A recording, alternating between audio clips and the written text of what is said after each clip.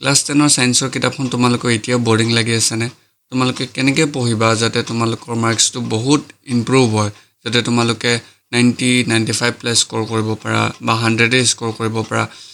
কি revision strategy তোমালোকে ফলো কৰিব লাগে তোমালোকৰ সায়েন্সৰ সাবজেক্টৰ কমপ্লিট ৰোড মেপ তোমালোকে কোৱেশ্চন প্ৰেক্টিছ কৰ পৰা কৰিবা কি ষ্ট্ৰেটেজি তুমি ফলো কৰিবা ৰিভিজন কেনেকৈ কৰিবা ফাইনেল টিপছ কি হ'ব লাগে সায়েন্স পঢ়িবৰ কাৰণে কোনকেইটা তোমালোকৰ বেসিক চেপ্টাৰ তোমালোকৰ কমপ্লিট থাকিব লাগে এই সকলোবোৰ ডাউটছ এই ভিডিঅ'টোতে ডিসকাস কৰিম তো ভিডিঅ'টো সম্পূৰ্ণ চাই থাকা আৰু তোমালোকৰ কোনোবা যদি নতুন ভিজিট কৰিছা মোৰ চেনেলটো প্লিজ লাইক কৰিবা শ্বেয়াৰ কৰিবা আৰু সাবস্ক্ৰাইব কৰিবা ঠিক আছে তো ভিডিঅ'টো আৰম্ভ কৰো ভিডিঅ'টো আৰম্ভ কৰাৰ আগতে তোমালোকে যোনবোৰ প্ৰবলেমছ ফেস কৰা সায়েন্স পঢ়োতে মই ডিসকাস কৰি দিছো প্ৰথম পইণ্টটো হ'ল তোমালোকে কিতাপখন পঢ়িবা নে ৰেফাৰেন্স বুক পঢ়িবা হনে ম্যাক্সিমাম ষ্টুডেন্টৰ মেন্টালিটি কি হয় যে তেওঁলোকক খালি কিতাপত থকা যোনবোৰ এক্সাৰসাইজৰ কোৱেশ্চন আছে তোমালোকৰ অনুশীলনী কোৱেশ্চনছবোৰ আছে সেইবোৰ খালি লিখি লৈ টিচাৰক দেখুৱা এটো এটা তোমালোকৰ মেন্টালিটি হয় ক্লাছ 10 ষ্টুডেন্টৰ ঠিক আছে এটো তোমালোকে নকৰিবা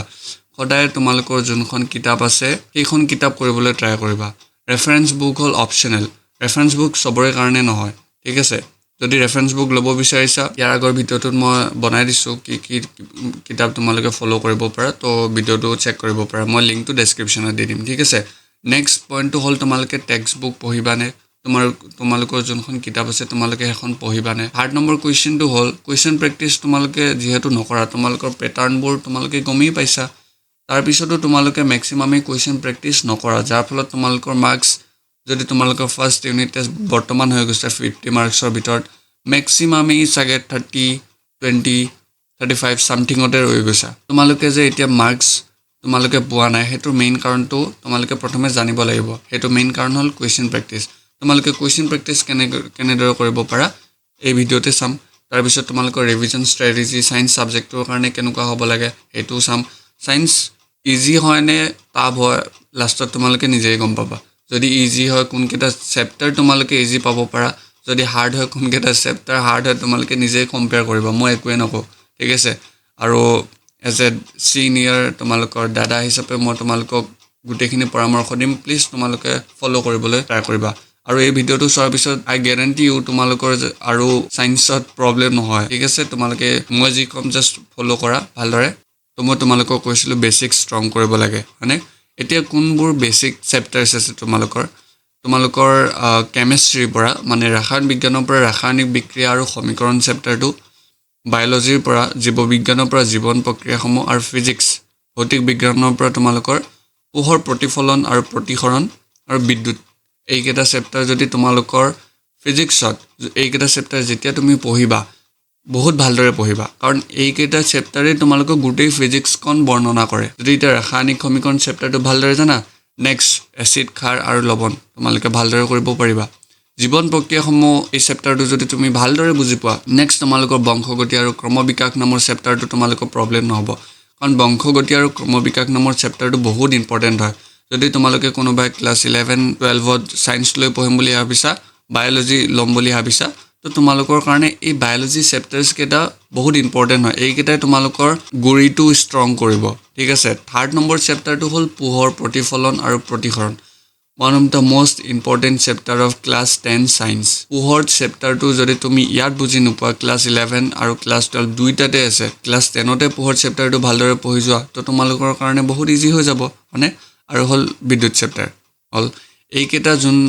চাৰিটা চেপ্টাৰ আছে এই চাৰিটা চেপ্টাৰ হল তোমালোকৰ গোটেই ফিজিক্স কানৰ গোটেই ফিজিক্স সাবজেক্টৰ মেইন পইণ্ট হল এইকেটা চেপ্টাৰ তোমালোকে ভালকে কৰিবই লাগিব আৰু এক্সামত ম্যাক্সিমাম কোৱেশ্চনছ এই চাৰিটা চেপ্টাৰৰ পৰা আহে বিশেষকৈ পোহৰ প্ৰতিফলন আৰু প্ৰতিসৰণ চেপ্টাৰটোৰ পৰা হল নেক্সট এটা তোমালোকৰ ডিসকাস কৰো কমপ্লিট ৰোড মেপ তোমালোকে সায়েন্সখন কেনেদৰে পঢ়িবা ঠিক আছে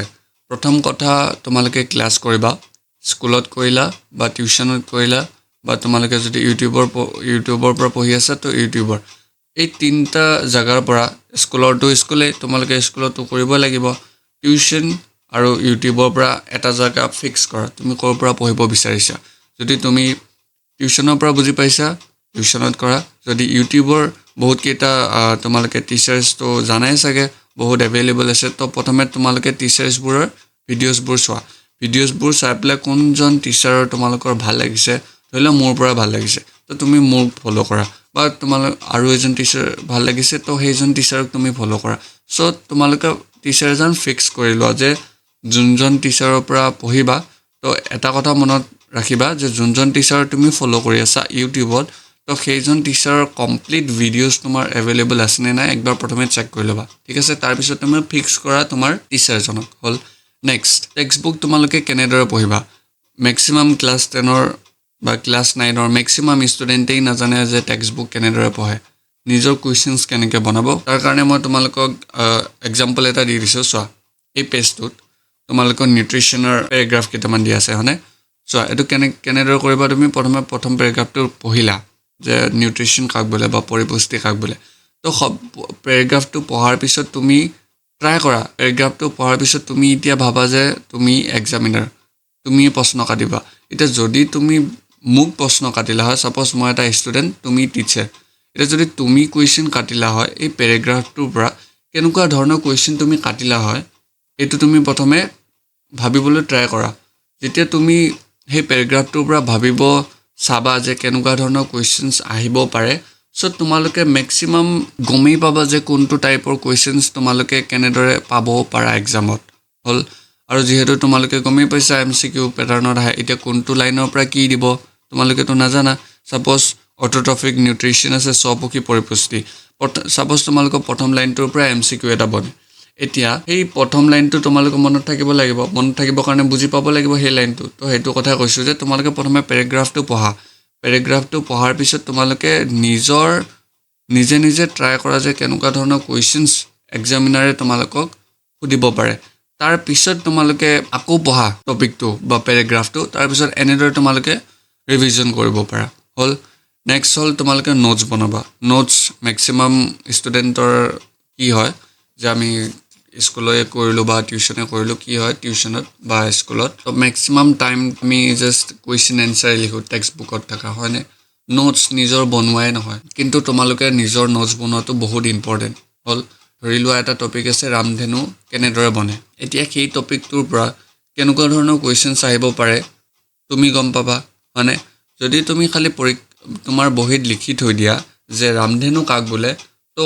সেনেকুৱা কুৱেশ্যন আহিব পাৰে তাৰ পৰা MCQ আহিব পাৰে হয়নে নহয় তো প্ৰথমে নিজৰ ভাষাত লিখা যে ৰামধেনু তুমি প্ৰথমে কি বুজিছা ৰামধেনু মানে হ'ল যে মই ৰামধেনু মানে প্ৰথমে এইটো বুজিছোঁ ইয়াৰ পৰা তুমি এতিয়া এক্সামিনাৰ হৈ যোৱা যে এনেকুৱা ধৰণৰ কুৱেশ্যনছ হ'ব পাৰে তো তোমালোকে এতিয়া এনেদৰে পঢ়িব লাগিব হ'ল যিহেতু MCQ আহিছে ক'ৰ পৰা আহে তুমি গমেই নোপোৱা তো নোটছ বনাবা বহুত ইম্পৰ্টেণ্ট হয় নেক্সট হ'ল টেক্সট বুক কুৱেশ্যনছ তো টেক্সট বুক কুৱেশ্যন ইমানেই ইম্পৰ্টেণ্ট হয় যে তোমালোকৰ লাষ্ট ইয়েৰ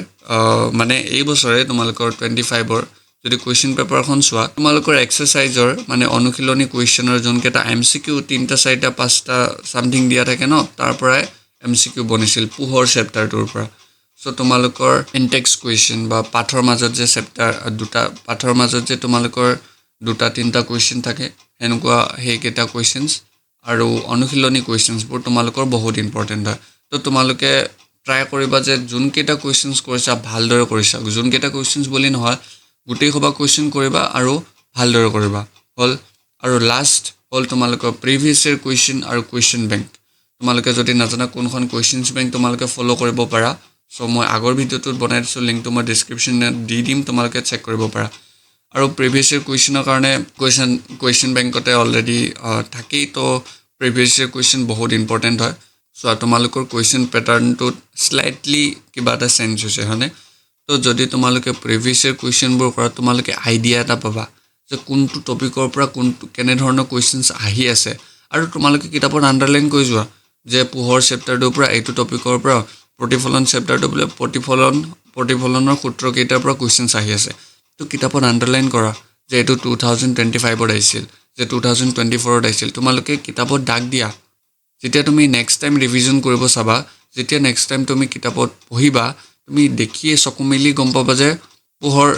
পেজটোৰ ছেকেণ্ড পেজটোতে তোমালোকৰ একদম ওপৰত প্ৰতিফলনৰ সূত্ৰ বুলি দিয়া আছিল মানে সেইটো কোন চনত আহিছিল কিয় ইম্পৰ্টেণ্ট সকলোবোৰ তুমি সেই পেজটো পঢ়িলে গম পাবা চ' প্ৰিভিয়াছ ইয়েৰ কুৱেশ্যন বহুত ইম্পৰ্টেণ্ট হয় এক্সামিনাৰে কিনো কাটিব তোমালোকৰ ছেইম কিতাপ হয়নে কিতাপটো চেঞ্জ হোৱা নাই একো, কিতাপতো একো মেজৰ চেঞ্জটো হোৱা নাই, টপিকটো একেই, ইমান দিনৰ পৰা যি কুৱেশ্যন সুধি আছে সেইখিনিকে ঘূৰাই পকাই সুধিব। তো সেইখিনিকে যদি তুমি ভালকৈ পঢ়ি যোৱা কি 100 স্ক'ৰ কৰিব নোৱাৰিবা, 100 বা বাদেই দিলোঁ 90+ কি স্ক'ৰ কৰিব নোৱাৰিবা, হয়নে নহয় কোৱাচোন। আৰু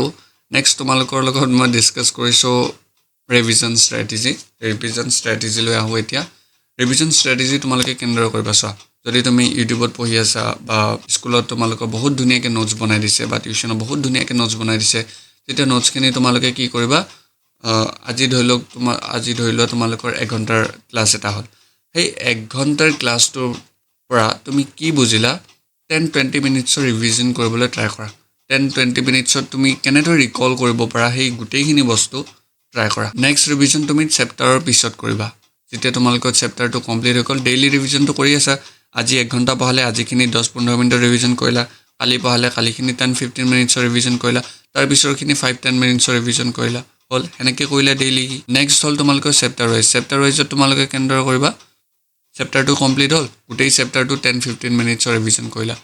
আকৌ চেপ্টাৰ এটা কমপ্লিট হ'ল 5-10 মিনিটছৰ কমপ্লিট কৰিলা। তো এনেদৰে যদি তুমি ৰিভিজন কৰি যাই থাকা, তো তুমিতো সকলোবোৰ তোমাৰ মনতেই থাকি যাব, হয়নে নহয়। আৰু লাষ্ট হ'ল ক'ত ৰিভিজন কৰিব পাৰা, কেতিয়া ৰিভিজন কৰিব পাৰা, এক্সামৰ আগত। ছাপ'জ তোমালোকে ছানডে এটা টেষ্ট দি আছা, ধৰি লোৱা সেই এক্সামটোত তুমি শনিবাৰলৈ যি পঢ়িলা সেইখিনি ৰিভিজন কৰিলা, হ'ল। সেইটো কাৰণে কি কৰিব লাগিব, শ্বৰ্ট নোটছ বনাব লাগিব। এতিয়া যদি তোমালোকে নাজানা শ্বৰ্ট নোটছ কি হয়, কেনেদৰে বনায়, মই ভিডিঅ'টো বনাই দিম, তোমালোকে কমেণ্ট কৰিবা, ঠিক আছে। আৰু লাষ্ট তোমালোকৰ ফাইনেল টিপছ মই দি দিব বিচাৰিছোঁ। ফাইনেল টিপছত মই তোমালোকক ক'ম যে টেক্সট বুকৰ তোমালোকৰ যোনবোৰ কাৰ্যকলাপ যে থাকে স্কিপ নকৰিবা, বহুত ইম্পৰ্টেণ্ট হয়। মেক্সিমাম কুৱেশ্যনছটো নাহে তাৰ পৰা, কিন্তু কেতিয়াবা যদি কুৱেশ্যন সুধি দিয়ে হ'বতো নোৱাৰি, হয়নে। তো টেক্সট বুকৰ কাৰ্যকলাপখিনি ইম্পৰ্টেণ্ট হয়, পঢ়ি চাবা, এবাৰ হ'লেও পঢ়ি চাবা, ঠিক আছে। এজন তোমালোকৰ ছিনিয়ৰ হিচাপে, তোমালোকৰ দাদা হিচাপে, I just want to tell you, class 10 science is one of the easiest subject. So' তোমালোকে একো টেনশ্যন ল'ব নালাগে, পৰীক্ষাত তোমালোকে যি পঢ়িছা তাৰ পৰাই আহিব। জাষ্ট মই যিমানখিনি কথা কৈছোঁ কুৱেশ্যন প্ৰেক্টিছৰ কাৰণে, তো সেইখিনি তোমালোকে মনত ৰাখিবা যাতে তোমালোকৰ পিছলৈ একো প্ৰব্লেম নহয়, ঠিক আছে। তো আশা কৰিছোঁ তোমালোকৰ ভিডিঅ'টো ভাল লাগিছে, আৰু কুৱেশ্যন প্ৰেক্টিছটো তোমালোকৰ বহুত ইম্পৰ্টেণ্ট হয়। তো তোমালোকে গমেই পাইছা কি কৰিব লাগে, কি কৰিব নালাগে। যদি ভিডিঅ'টো ভাল লাগিছে লাইক কৰিবা, শ্বেয়াৰ কৰিবা আৰু ছাবস্ক্ৰাইব কৰিবা। আকৌ এটা নতুন ভিডিঅ'ত লগ পাম, ঠিক আছে, বাই।